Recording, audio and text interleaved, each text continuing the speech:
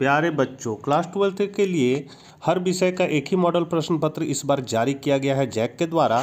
इसीलिए मैं आप लोगों को बाजार गैस पेपर की सहायता से अपने तरीके से एक मॉडल प्रश्न पत्र तैयार करके विभिन्न विषयों का क्वेश्चन और आंसर आप लोगों को बता रहा हूं। आज हम लोग हिंदी कोर के मॉडल सेट 3 को देखेंगे। और भी विषय के आगे यदि आपको देखना है तो चैनल के प्लेलिस्ट में जाके आप देख सकते हैं। देर ना करते हुए आपसे रिक्वेस्ट है कि चैनल पर पहली बार है तो जरूर सब्सक्राइब कर ले और हिंदी कोर के बच्चों तक यह वीडियो जरूर शेयर करें। तो चलिए हम लोग आज कुछ नया सीखते हैं। देखिए, पहला है आपको गद्यांश को पढ़ लेना, पद्यांश को पढ़ लेना है और इसी से संबंधित जो सवाल है उसको आपको आंसर देना है। तो इसको पढ़ लीजिए, धीरे धीरे मैं बढ़ा देता हूं।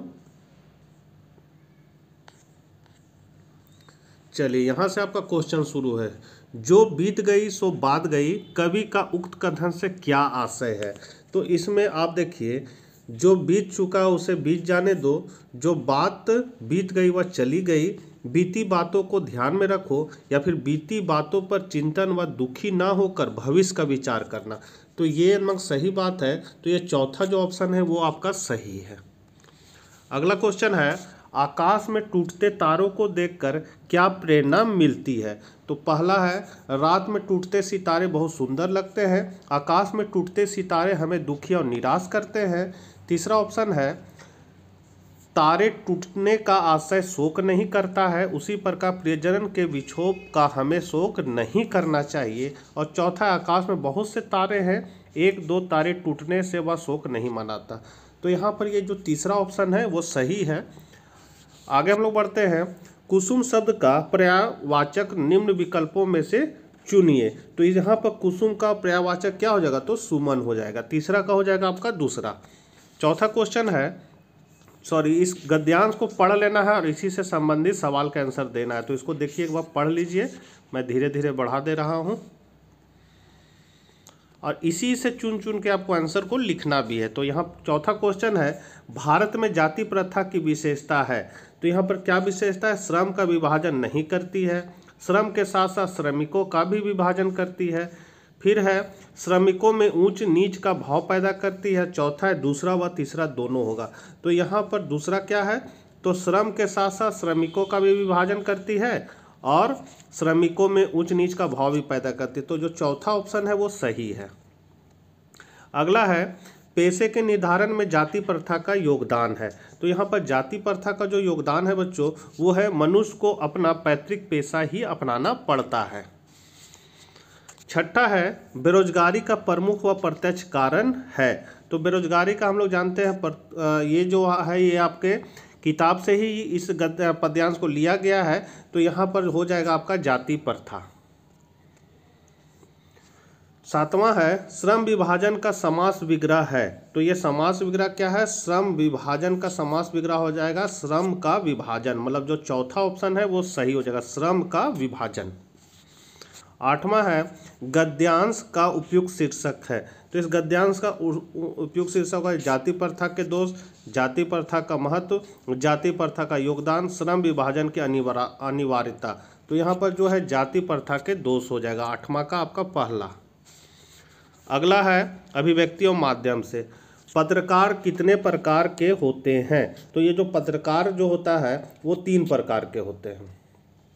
फिर अगला है, किसी समाचार पत्र या संगठन के नियमित वेतनभोगी पत्रकार कौन से पत्रकार कहलाते हैं। तो यहाँ हो जाएगा आपका पूर्वकालीन पत्रकार।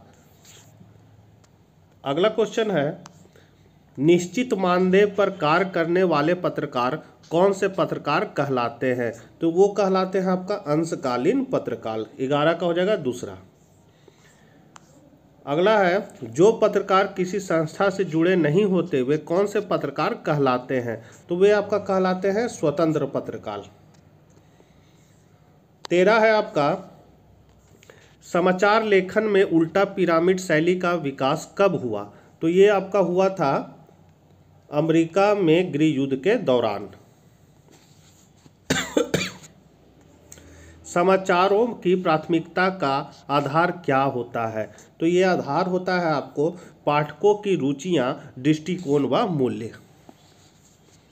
15 है, पत्रकारीय लेखन का सबसे जाना पहचाना रूप क्या होता है? तो ये जाना पहचाना जो रूप होता है वो होता है समाचार लेखन। 15 का हो जाएगा तीसरा। समाचार लेखन में कितने ककार होते हैं? तो समाचार लेखन में 6 ककार होते हैं, 6 ककार। 17 है, कौन से ककार सूचनात्मक और तथ्यों पर आधारित होते हैं? तो ये है आपका क्या, कौन, कब और कहाँ। तो 17 का हो जाएगा पहला। अब है आपका पाठ्य पुस्तक से सवाल। 18 क्वेश्चन है, आत्म परिचय कविता के द्वारा कवि की चाह क्या है? तो कवि की जो चाह है वो है आत्मा का परिचय। 19 नंबर क्वेश्चन अब आपके मोबाइल के स्क्रीन पर क्या है? कौन सी ऋतु फूलों को पार करते हुए आई है? तो फूलों को पार करते हुए कौन ऋतु आई है? तो वो है शरद ऋतु, यहाँ जगह शरद ऋतु। अगला है, कुंवर नारायण का जन्म किस वर्ष हुआ था? तो इनका जन्म जो हुआ था वो 1927 को हुआ था। 21 नंबर जो क्वेश्चन है, कविता श्रेष्ठ कैसे होती है? तो जिसमें भाव हो, जिसमें भाव होगा वो कविता श्रेष्ठ कहलाएगी। 21 का हो जाएगा पहला। 22 है, बात सीधी थी पर कविता को भाषा कैसी है? तो वो जो है भाषा है आपकी है मुहावरेदार भाषा। 23 नंबर क्वेश्चन है, जिसका कोई अंग खराब हो गया हो उसे कहते हैं? तो उसे हम लोग अपंग कहते हैं। हम लोग सभी जानते हैं उसको क्या कहेंगे, अपंग। 24 है, गजानन माधव मुक्ति बोध का निधन कब हुआ? तो ये हुआ था 11 मई 1964 को।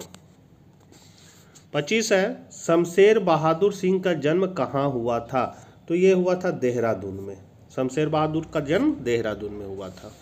अगला है, निराला का पारिवारिक गांव कहाँ स्थित है? तो उनका पारिवारिक गांव है गढ़कोला, उत्तर प्रदेश में। अगला है, बादल राग कविता की भाषा क्या है? तो इसकी भाषा है आपका खड़ी बोली। अगला क्वेश्चन है, कविता में वर्णित किस्बा का अर्थ क्या है? तो इसका अर्थ होता है धंधा। कविता में वर्णित जगाऊ का अर्थ क्या होता है? तो इसका अर्थ होता है जागी। तीसरा ऑप्शन जो है सही है, जागी। 30 है, फिराक गोरखपुरी कैसे कवि थे? तो वे आपका शायर थे। रुबाइयाँ कविता में किस भाषा का अनूठा समन्वय है? तो ये है आपका पहला, दूसरा और तीसरा, तीनों का, मतलब हिंदी, उर्दू और लोक भाषा तीनों का है। इसीलिए इसका जो सही आंसर होगा वो हो जाएगा चौथा, पहला, दूसरा, तीसरा, तीनों। उमा शंकर जोशी का जन्म किस राज्य में हुआ था? तो उनका जन्म हुआ था गुजरात राज्य में। अगला है, महादेवी वर्मा किस राज्य की निवासी थी? तो वो थी उत्तर प्रदेश की। बाजार का जादू चढ़ने पर व्यक्ति क्या करता है? तो वो हमेशा अनावश्यक सामान खरीदता है, आवश्यक सामान खरीदता है, क्रय शक्ति प्रदर्शित करता है।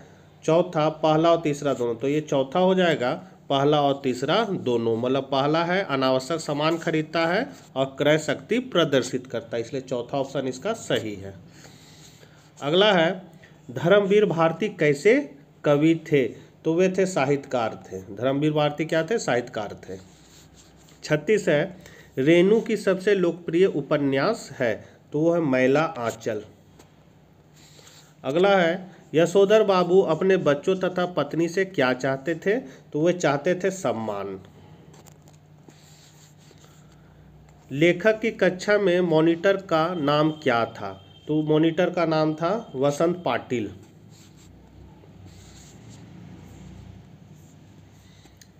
39 है, कहानी के शीर्षक जूझ का अर्थ है? तो इसका अर्थ होता है संघर्ष करना। जैसे मुसीबतों से जूझ रहा है तो इसका मतलब जूझ का अर्थ क्या हो जाएगा? संघर्ष। अगला है, किसको जन्मजात बहादुर कहा गया है? तो यहाँ पर जन्मजात जो बहादुर कहा गया है उसको चर्चिल को कहा गया है। तो ये 40 ऑब्जेक्टिव क्वेश्चन जिसका आंसर आपको OMR पर देना है आप लोग इसको बढ़िया से याद कर लीजिएगा और ज़रूरतमंदों को ये वीडियो ज़रूर शेयर कीजिएगा। तो मिलते हैं नेक्स्ट वीडियो के साथ, तब तक ले आज्ञा दीजिए, बाय बाय।